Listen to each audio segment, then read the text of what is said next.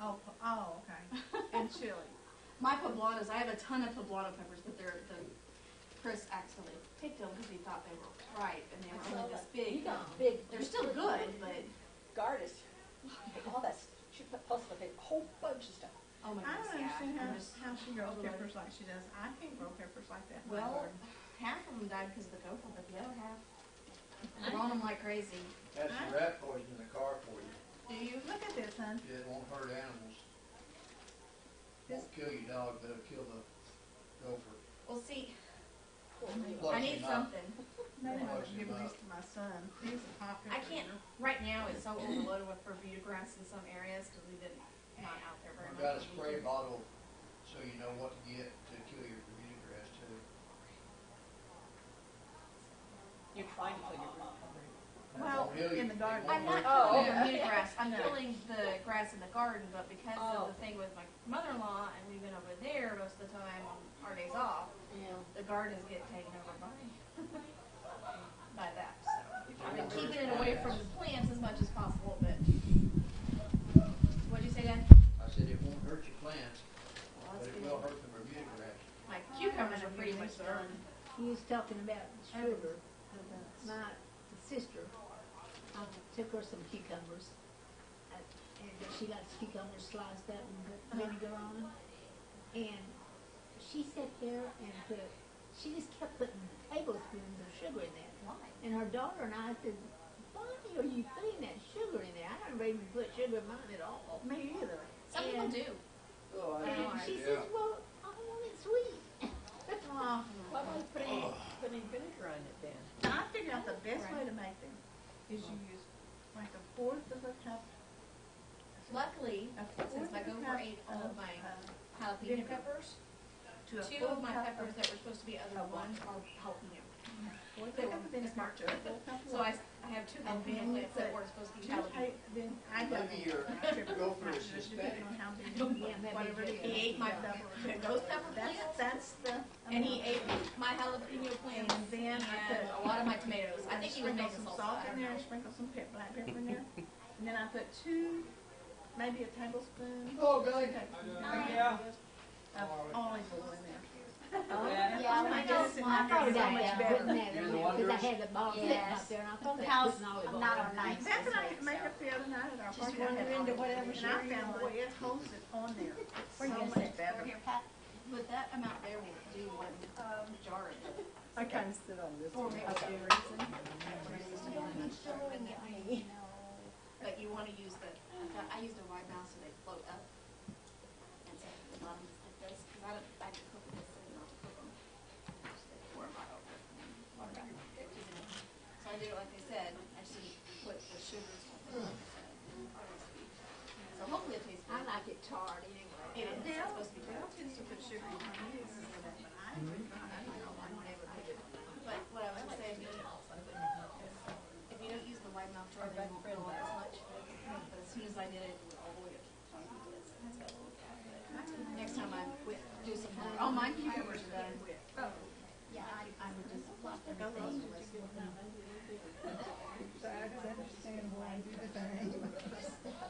I just sat right before you came in and said, we can just appreciate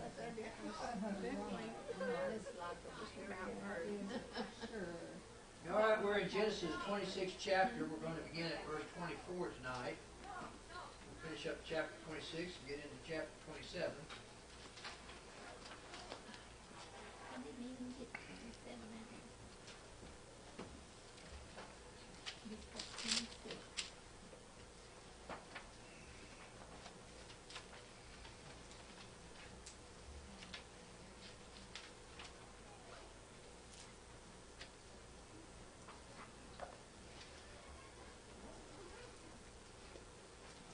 Actually, if you go back, come in.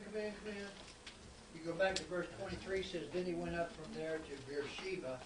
The area is wrong in that direction. It went from Gerar down to Beersheba. This is where Isaac had been run to and where he is at this time. And we'll talk about that as we look at verses 24 and 25.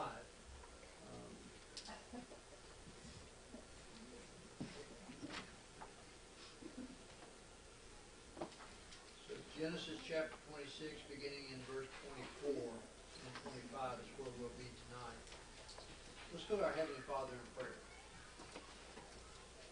Our most loving Heavenly Father, we thank Thee so much for this day and for the many blessings You've given us. We thank Thee for the moisture that we've received, and we thank Thee for Your love and Your patience with each one of us, for Your willingness to send Your Son to die on the cross that we might have everlasting life if we be faithful to Thee. We're thankful, Father, for each and every member of this congregation, for the encouragement that we bring to each other, and we're thankful that we can study Thy Word without fear of persecution. We ask, Father, that You be with our members who have physical ailments. We ask especially that You be with our sister Marcia Vincent as she continues her treatments for cancer. And we have other members also, Father, due to age and poor health, are struggling as well. And we ask that You would be with them and use us as instruments that we might reach out and help them in any way that we can. We're thankful, Father, for our upcoming gospel meeting, and we pray that You be with James and Marty as they travel this way, and be with James as he prepares the lessons, that they might be lessons that will be much beneficial for us, that there might be much spiritual fruit as a result of the lessons, and as a result there would be growth, material and spiritual growth in this congregation.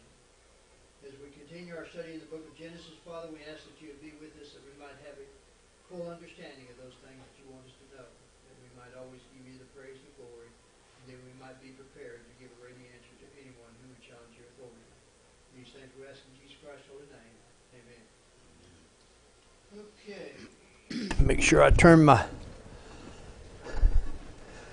mic on, and so let's begin reading in verse 24 and 25. Isaac, how about we start with you tonight? And the Lord appeared to him the same night and said, I am the God of your father Abraham. Do not fear, for I am with you. I will bless you and multiply your descendants for my servant Abraham's sake. So he built an altar there and called on the name of the Lord, and he pitched his tent there, and there Isaac's servant dug a well. Okay, now if you're using your handouts, page 63, capital letter N, as in November, is where you will be. What we see here, God's blessings lead the man of God to worship. And Isaac at this point has been run out of the country where God had told him to go. If you go back to verse 2, and let's look at verse 2. It says, Then the Lord appeared to him and said, Do not go down to Egypt, live in the land of which I shall tell you. Isaac probably needed an encouragement word from God.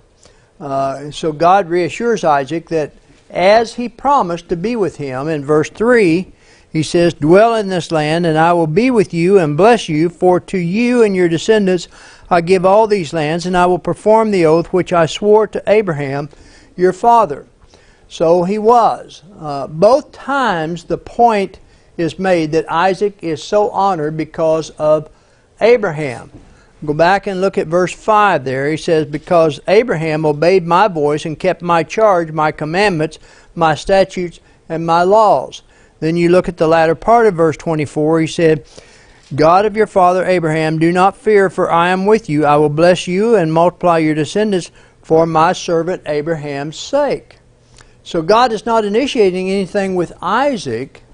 He is perpetuating what He started with Abraham. Isaac built an altar to offer sacrifice unto the Lord then, as Abraham had done before him, in this very place.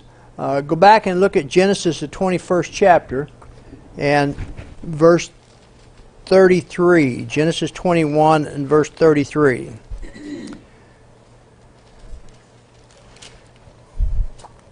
This is Abraham. It says, Then Abraham planted a tamarisk tree in Beersheba, and there called on the name of the Lord, the everlasting God. And this is where Isaac is worshiping God as well. So Isaac resolved to settle in this place. Any comments through verse 25? All right, look at verses 26 and 27. Ron, would you read that, please? Then Abimelech came to him from Gerar with Ahazad, one of the friends, and Philco, the commander of his army. And Isaac said to them, Why have you come to me, since you hate me and have sent me away from you? All right, so Philco reappears here. You go back to Genesis 21st chapter. and verse 22. I didn't put these scriptures up there, but Genesis 21 and verse 22.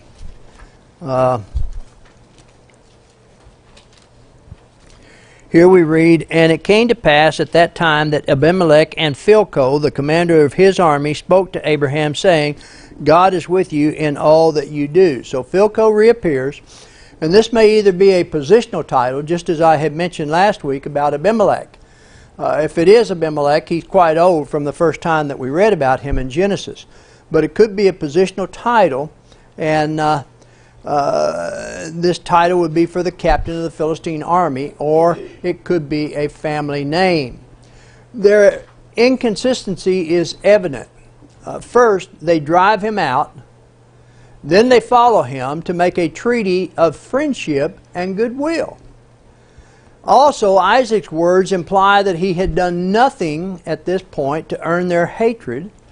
The entire breach in their relationship was of their doing. And that's what we see here in verses 26 and 27. Any comments on these verses? Yes, Cal? Jealousy.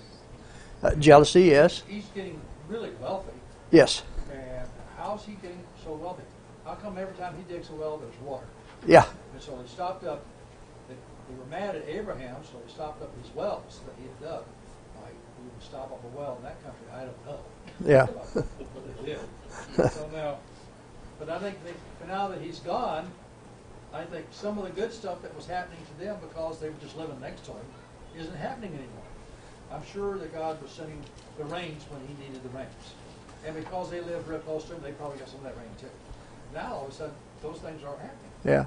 And your point is very well taken, is that it could be jealousy because of the fact that they see some things that's not happening. Well, if he dug a well and found water, they wanted to take the well away from him. Yeah. Yeah. They chased him off. Now they want to be his friend. Yes, John? Philistines, that's who dug up, who covered up the wells. Right. Yeah. He said he didn't know. What's that? Philistines covered the wells. Yeah. Not Yeah. who, but how. He said he didn't know how they covered them. How, not who. Fill them up with dirt. No, I just said I didn't know why they did it. Oh, why? Why would you go Okay. to the well? Didn't know why. We'll get it right in a minute. So, all right, let's look at verses 28. Verses 28 and 29. Stephanie, read those for me, please. But they said, we have certainly seen that the Lord is with you. So we said, let there now be an oath between us, between you and us, and let us make a covenant with you, that you will do us no harm, since we have not touched you, and since we have done nothing to you but good, and have sent you away in peace, you are now the blessed of the Lord. Okay. Now, in your handout, we just looked at capital letter O, and this is something that I put in here that's not in your handout. The next thing in your handout is capital letter P, which is Genesis 26, verse 32. But what we see here in these verses is just what Cal said. So when he says, we have certainly seen that the Lord is with you, so we said, let there now be an oath between us. This would support the idea of what Cal's saying here, is that there was probably some jealousy there. They were seeing some things that they're no longer getting because they drove Isaac out. And so, recognizing that Isaac is blessed of God, they do not think it's safe to be on bad terms with him. This could be another reason, too, because they recognize the power of God. Abimelech and his people were true to his decree. Go back and look at verse 11. For example, again, I didn't put that up there, but it says, so Abimelech charged all his people, saying, he who touches this man or his wife shall surely be put to death. And notice what he says here in verse 29, that you will do us no harm, since we have not touched you, and since we have done nothing to you but good, and have sent you away in peace. You are now the blessed of the Lord. Now, this kind of contradicts what verse 15 says, because it says, now the Philistines had stopped up all the wells which his father's servants had dug in the days of Abraham his father. Now, it would suggest, though, that Abimelech was not the one that encouraged this, nor instructed them to do this, that this was the Philistines doing it. Abimelech just didn't stop it. Now, whether he knew anything about it or not, we don't know. But Abimelech is saying, We didn't do anything to you. We said we weren't going to touch you. We didn't touch you. So, you had a comment, John? Well, I was just saying that the fact that Abimelech recognized that the Lord was doing good for Isaac, Yes, but he still worshipped his idols that done nothing. that's true. That's true. But then we can take that all... Makes sense. Yeah, well, it doesn't, but we can take it all the way back to Haran, when Abraham was instructed to leave Haran, and here he had his brothers and everything. They were still idol worshippers, even though they knew the power of God. Sometimes, and there was a deal on the news last night, some of you may have seen it, but I guess there's a church here in Oklahoma City, actually Del City area, I guess, that are devil worshippers. Yeah, And they're suing the city. yeah, they're suing the city. Or the school system. The school system, yeah, because their kids are being ostracized and everything because they're devil worshippers. Well, school in Plymouth City school system. And my, Can't get yeah, to the city. but my first thought was when I heard that news and everything is, do they read the Bible at all? Well, why do they fight against it? And this is what we see here in the book of Genesis. People are fighting against God because they just don't want to accept this. And then you have somebody like Abimelech that sees the power of God with Isaac, and so now he wants to be Isaac's friend. So, yes, Cal. Well, he says we didn't do anything to get you and everything else. But they've been stealing the wells from him that they dug. Well, yeah, that's what I said. The Philistines did that. The fact that he says we didn't do any harm and we sent you away in peace, well, yeah, they pushed him out. Yeah. And he says that, but that doesn't make it true. Well, it doesn't. The Bible just records what he said. Yeah. Okay? Yeah. The reality is, I think that he sees that God is with him, and it's just, okay, now that we've got you at a distance, let's keep you there, but we don't want to have any problems with you. So I think they're beginning to see the power Yeah. of God again. Now, they have seen it in the past, and they're going to see it again in the future. And that's true. They're slow learners. And I don't disagree with what you're saying. The only thing I suggest is that Abimelech and his administration or his staff personally did not do the evil as far as covering up the wells, but his people did. The Philistines did. But I don't know that he tried to really stop them. And he didn't. Put out a proclamation, but if you don't do anything about it. Yeah. So obviously he knew about it and didn't stop it, or he didn't know about it, which is kind of odd for someone who is control of a country that doesn't know what's going on in his own country and with his own people. So anyway, those are good points. So let's go to verse 30 and 31 then. Sharon, you want to read that, please? So he made them a feast, and they ate and drank. Then they arose early in the morning and swore an oath with one another. And Isaac sent them away, and they departed from him in peace. All right, so Isaac has agreed to Abimelech's terms here. This meal is not simply a courtesy extended by Isaac to Abimelech as host to visitor. It is rather an integral element of the covenant-making process in which the individual offering the meal admits the other individual to his family circle. And so Isaac has agreed to what Abimelech's asking here is, let's be friends. Let's not fight amongst each other. Yes, Cal? It also involves the killing of an animal and shedding of blood. Yes. And so the covenant required them to do this, and they're doing this in a meal over the animal that they have killed. Yes. So the value of life is important to these people. Absolutely. They see Absolutely. that. So when they make an oath, it's over something that they killed, something that was precious. Yeah. They had life. Yeah, very good point. Appreciate that. All right, look at verses 32 and 33 then. John, you want to read that for me, please?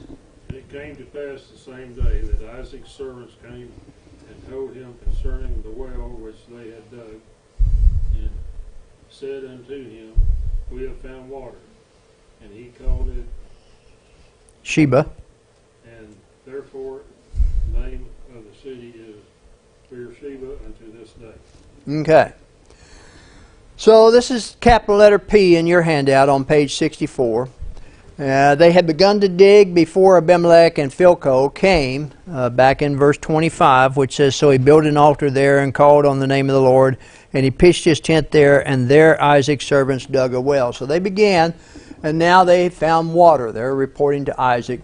This was probably the same well, though, which was called Beersheba in the time of Abraham, which the Philistines had filled up, and which the servants of Isaac had reopened. Okay? The same name is therefore given to it which it had before. Going back to look at Genesis chapter 21 and verse 31. It says, therefore he called the place Beersheba because the two of them swore an oath there. And so you had this same name here, Beersheba. Okay? The name perhaps was forgotten, and so he revived it as he had done others. Going back to verse 18 of chapter 26, says, and Isaac dug again the wells of water, which they had dug in the days of Abraham his father, for the Philistines had stopped them up after the death of Abraham. He called them by the names which his father had called them. So he was just naming these things which his father had already named. Any comments through verse 35? All right, look at verses 33. Through 33. Look at verses 34 and 35. Pat, you want to read that for me, please? When Isaac was 40 years old, he took as wife Judith, the daughter of Beeri the Hittite, and Bashmath, the daughter of Elon the Hittite, and they were a grief of mind to Isaac and Rebekah. Okay. This is in your handout, capital letter Q, on page 64. So, when a child makes an unwise choice of a spouse, it impacts many within the family. Esau further shows his incapacity for spiritual values in his choice of wives. He was not concerned with the spiritual direction of the family or the future of the Canaanite inhabitants. Ultimately, by these marriages, he offered further proof of how thoroughly his heart was set upon earthly things. It is very likely that the wives taken by Esau were daughters of chiefs among the Hittites, and by this union he sought to increase and strengthen the secular power and influence. It grieved his parents that he married without their advice and without their consent. It grieved them that he married among those who had no religion. Children have little reason to expect God's blessings who do that which is a grief of mind to good parents. Making life bitter for Isaac and Rebekah may be in some part due to Esau's foregoing the practice of arranged marriages. His inability to wait for a proper marriage may also show his earthly nature and inability to restrain himself. Now remember that Isaac's marriage to Rebekah was arranged, was it not? Esau's marriages were not arranged. So unfortunately, this does not trouble Isaac enough. In spite of this, he plans to bless Esau. When parental favoritism comes into play, reason and very often spiritual concerns flee. Let's go and look at the 27th chapter. And again, I didn't put that up there. But the 27th chapter, and we want to look at verse 46. And then we're going to read the first verse of chapter 28 and verse 8. It says, and Rebekah said to Isaac, I am weary of my life because of the daughters of Heth. If Jacob takes a wife of the daughters of Heth, like these who are the daughters of the land, what good will my life be to me? Then Isaac called Jacob and blessed him and charged him and said to him, You shall not take a wife from the daughters of Canaan. Now look at verse 8. Also Esau saw that the daughters of Canaan did not please his father Isaac. And so indeed, this is what happens when a child makes an unwise choice of a spouse. It will indeed have an impact on the family. Any comment? Do what? He sees his family doesn't like those wives, so he gets one more. That's exactly right. I'll show you. You've got a trifecta now. Yeah, I'll show you. I know what I'm doing. I'm an adult. Had that conversation with my granddaughter this afternoon. Her and her dad's not getting along right now either. Any comments through verse 35 and on chapter 26? The sons of Heth, aren't they from the Canaanites like the second son of Canaan? Like the second son of Canaan? You talking about Esau, like Esau? No.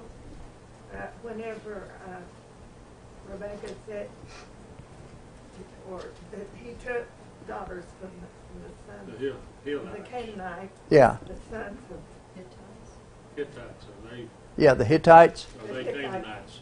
but their father ran. The Hittites are not Canaanites, no. That's what she was asking. Oh, that's what you're asking? Are the Hittites Canaanites? Yes. Yeah, they're a different tribe, different family. In other words, they didn't like the Hittites' daughter-in-law, so they went and got a Canaanite daughter-in-law. Yeah, why not? Get somebody. I mean, the fact is, none of them are God-fearing people. None of them believed in God, and so this was certainly contrary to the parents and everything. Well, then who's Heth? Who's Heth? Now you asked me to go back and tax my memory here. Well, this one here is the Hittites were descendants of Heth, the second son of Canaan. So who's Heth?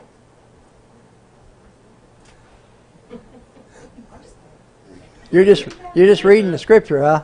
Hittites are She was reading in your descendants book. of Canaan. In your paper says. It says the Hittites. The Hittites Oh, were descendants you're of reading. Heth, the second son of Go Canaan. back and look at the genealogy of Noah. Well, yeah, you're looking on page 64 of the handout, the Hittites, and the Hittites were descendants of Heth, the second son of Canaan. The Hittites were idol worshippers; they were not followers of Jehovah. Esau, by these marriages, furnished another proof how thoroughly his heart was set upon earthly things. This was Keel in Keel's commentary, and. So if you look at verses 34 and 35, and Esau 40 years old when he took a wife, Judith, the daughter of Beeri the Hittite, and Bathsheba, the daughter of Elam the Hittite, which were a grief of mind unto Isaac and Rebekah, and they were descendants of Heth, who was the second son of Canaan. Canaan is the son of Ham. Canaan is the son of Ham. Yes, thank you. It's only a different division of the people. Right. Not Shem, but of Ham instead. Yeah, Shem, Ham, and That would be the hewers of wood, carriers of water. yes. Okay. That answer your question, Pat? Yes, sir. Okay. Any other questions or comments on chapter 26? All right, let's look at chapter 27 then. And in your handout, obviously, that's page 65. Victor Eskew labeled it as "Not My Blessing Too," so that's what I put up there as far as the heading. The title of Genesis 27, he gives it 4 titles. Jacob deceives Isaac to get Esau's blessing, a blessing taken through deceit, and not my blessing too, and hast thou but one blessing, my father. And he took that from Genesis 27, verse 38. And the key verse that he uses is Genesis 27, verse 35. And he, Isaac, said, Thy brother Jacob came with subtlety, and hath taken away thy Esau's blessing.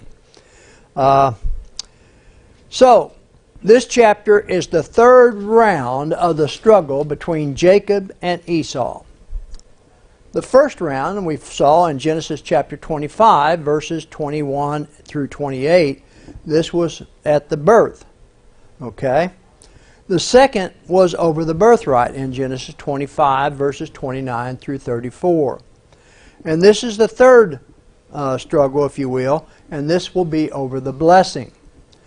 In this chapter, Jacob has often been vilified and Esau seen as wholly innocent.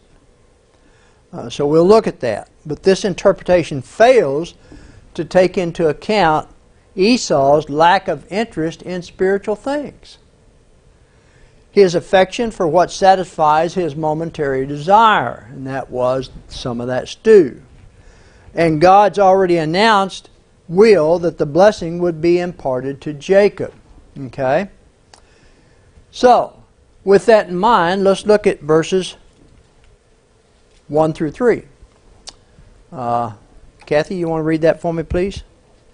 Now it came to pass, when Isaac was old and his eyes were so dim that he could not see, that he called Esau his older son and said to him, My son, and he answered him, Here I am. Then he said, Behold, now I am old, I do not know the day of my death. Now therefore please take your weapons, your quiver, and your bow, and go out to the field and hunt game for me. All right. Isaac is about somewhere around 137 years old on this occasion. The giving of the blessing is typically a deathbed occasion. And although this is an advanced age, Isaac will not die for another 43 years. And it's interesting, he says that I do not know the time of my death. Okay, but he knows it's coming near. We actually go to Genesis 35 and verse 28. Maxine, you have that? And the days of Isaac were 104 years. Okay. And so it was about 43 years later from this time that Isaac left this earth. His inability to see both physically and spiritually may be intended to contrast with the emphasis on faith and sight in Abraham's test in Moriah. What was that test there at Moriah? Sacrificing Isaac, yes. So Isaac's plan was contrary to God's. Certainly Rebekah had told him of God's announcement. And that was found back in Genesis 25. Again, I didn't put that up there. Go back to Genesis 25 and look at verse 28. Well, I want 23. It may be 28, but I think... Yeah, 23. And the Lord said to her, 2 nations are in your womb, 2 people shall be separated from your body, 1 people shall be stronger than the other, and the older shall serve the younger. Okay? This point is important because Rebekah had told Isaac of God's announcement. Moreover, he could not help but know of Esau's desire for instant gratification in that he placed physical satisfaction above all else. Elsewhere in the Old Testament, it is normal for a dying man to summon all his close male relatives.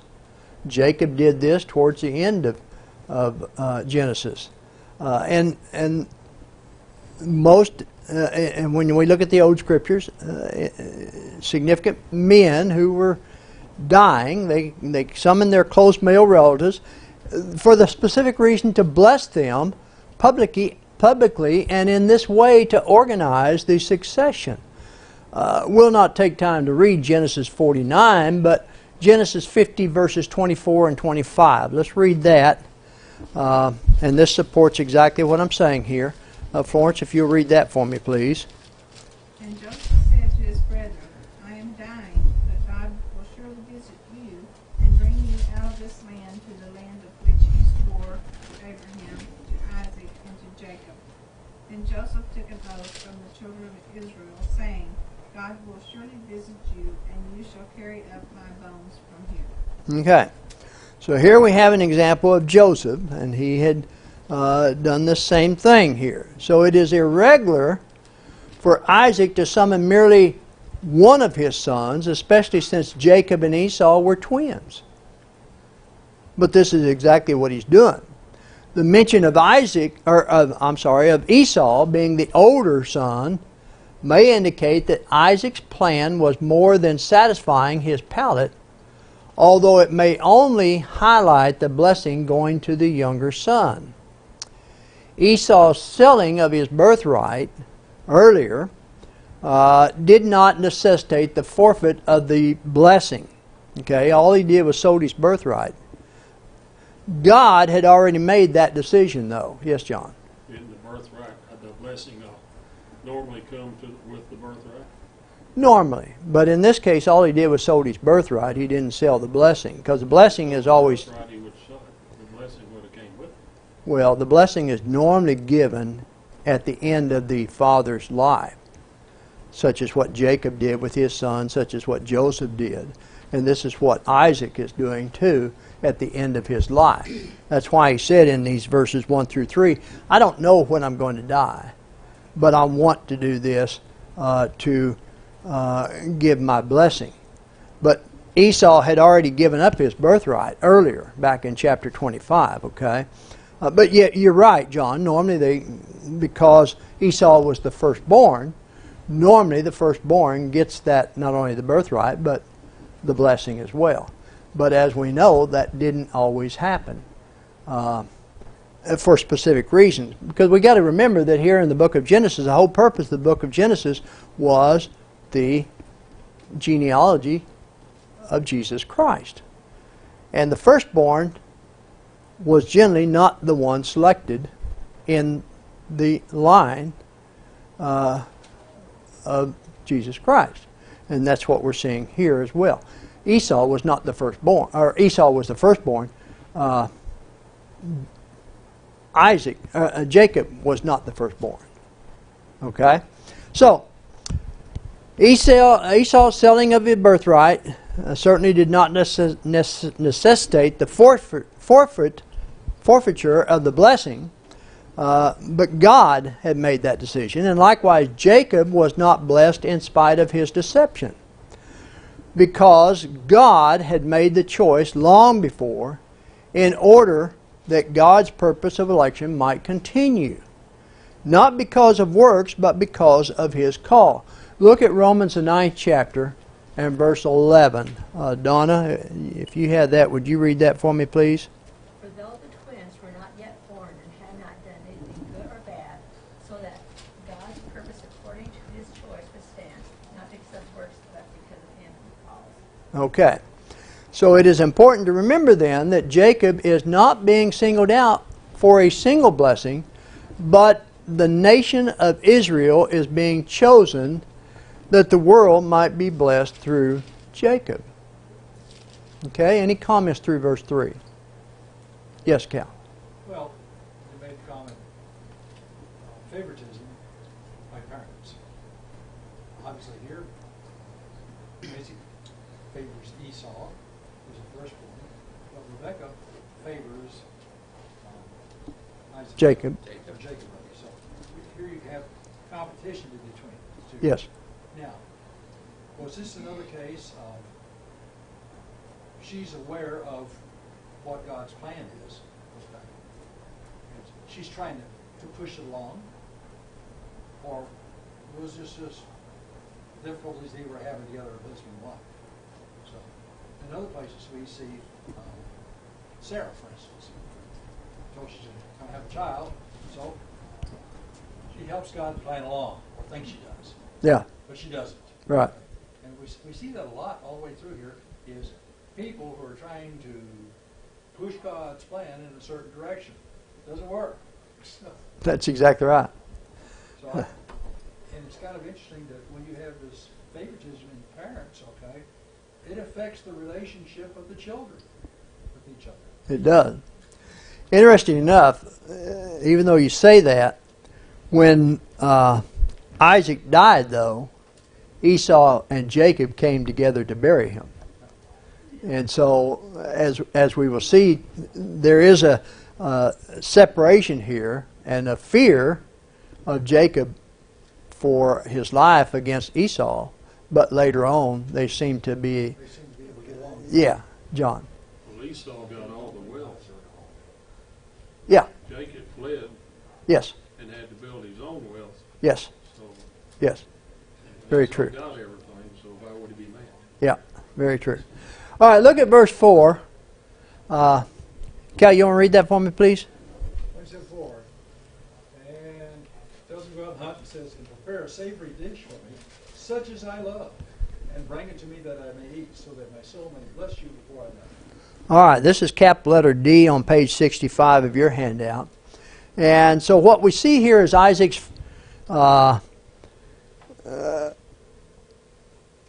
placing an emphasis on his palate. He had long since governed his heart here Again, going back to Genesis 25 and verse 28, this is what Cal mentioned a while ago. And Isaac loved Esau because he ate of his game, but Rebekah loved Jacob. And this is Isaac favored Esau because Esau was a hunter, and Isaac liked that. His tongue craved this meat, and he was powerless to rebuke the sin that was Esau's downfall. Isaac now proposed to make it his arbiter between peoples and nations.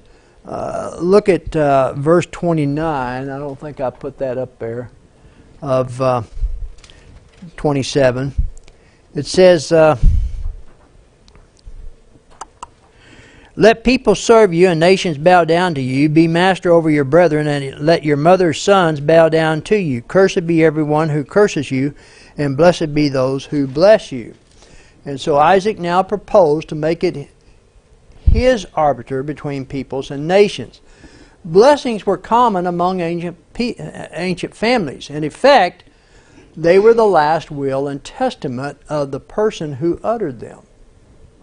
And as such, they were legally binding. The blessing of the patriarchs had another valuable element in them, though. They were prophetic in character.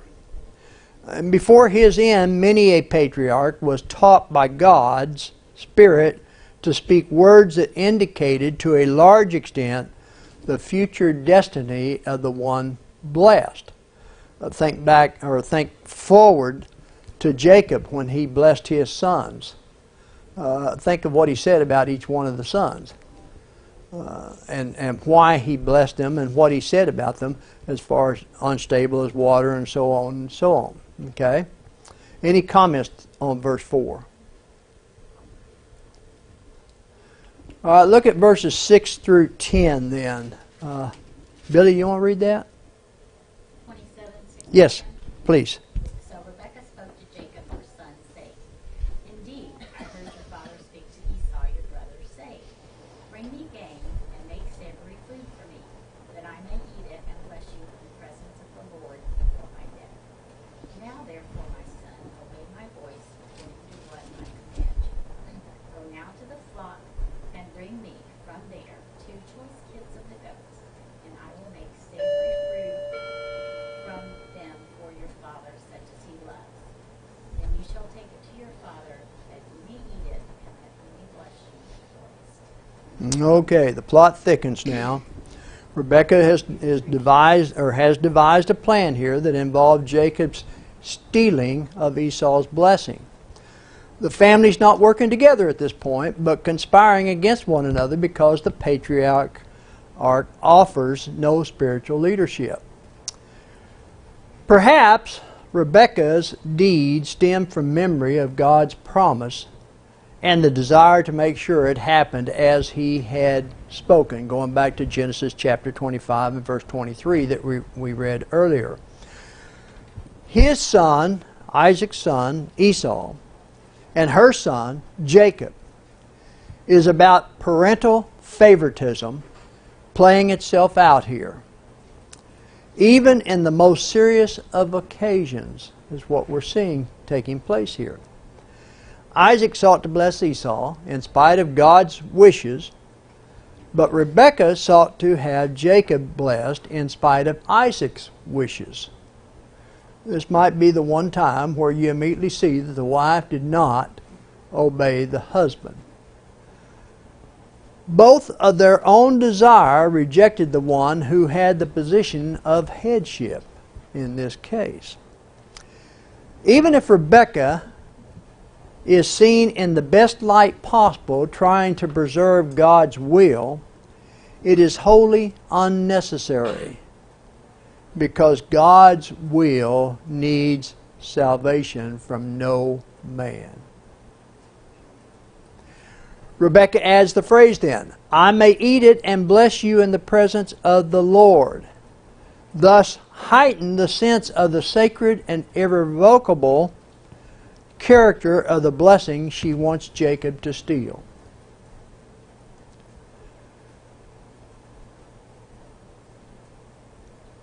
Her plan is to deceive the old blind Isaac. She will prepare the food while Esau is hunting. And Jacob will go into the tent in Esau's stead and receive the blessing that Isaac plans to give to Esau. Any comments through verse 10? All right, look at verses 11 through 13 then. Dale, can I Yes. ask a question? Yes, Pat. I know what would have happened had she not favored him and tried to help him, because Esau was about as worldly as you can get. Very true. I mean, she saw something in her son that Esau just didn't have. Well, that's true. And your question's a good question. But It's easy to like that child that's doing everything right. But I want to go back to a statement I made, and that is that it didn't matter what Rebekah did here, because God's will needs salvation from no man. And God had already planned for Jacob to have this blessing. And so one way or the other, the blessing would have taken place, regardless of what Rebekah did. What we're seeing here is the story of the way it came out. But God's plan was already in place. I mean, your question's a good question, John. But when Sarah tried to circumvent God, help God, it ended up wrong. Yes. But when Rebecca helped, it's the way it carried through. Yes. That might have been the plan all along for her to help. Might have been.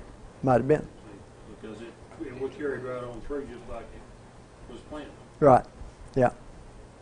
Okay. Rebecca knew from the time they were born, or before they were born, that Jacob was going to be the God's choice. Well, yeah, that goes back to Genesis 25, verse 23, where God had told Rebekah that this was going to happen. That there were two living souls in your womb, and one would rule over the other, and it would not be the oldest. He told her that, and so she knew the plan all along, and it was God's plan. So that's what I say. It was going to happen regardless of what Rebekah did here. But you're right, John. God used Rebekah in this to ensure that it did happen.